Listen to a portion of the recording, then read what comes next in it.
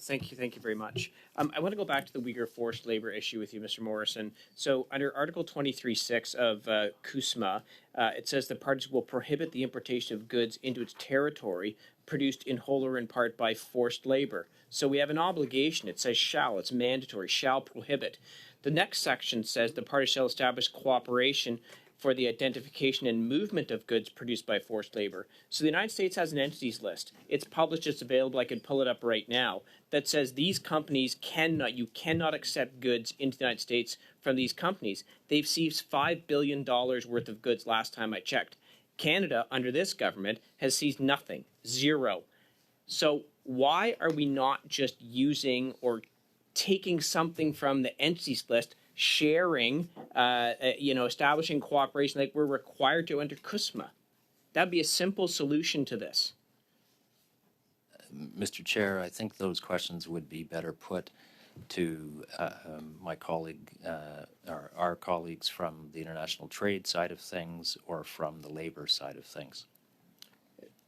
But you're the deputy minister, so these things all ultimately fall to you. We have an agreement with the United States that's going to come up for review in about a year and a half, and we are clearly not meeting our obligations on forced labor. This is, you talk about dual purpose. There's a dual purpose of this Liberal government. They talk about doing something on forced labor, but the deliverables are absolutely zero in comparison to our United States counterparts.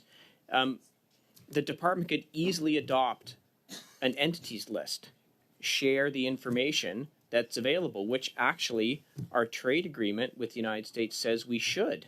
So you're the deputy minister. Why would we not be doing this? What's the great fear of actually doing something to stop the importation of goods? Canada's being called a dumping ground of goods made with forced labor. Why is there no action? With respect, Mr. Chair, I'm the Deputy Minister of Foreign Affairs, not the Deputy Minister of Trade or the Deputy Minister of Labor, and both of those people are more competent than I am to answer the question. So you don't have any understanding at all of why this is not moving forward, why there have been no goods seized? My understanding is that this is under active review, that CBSA will play a role in the seizures, and that when the regime is up and running, it will fulfill our CUSMA commitments. Thank you, Mr. Seebeck. We are now out of time for you.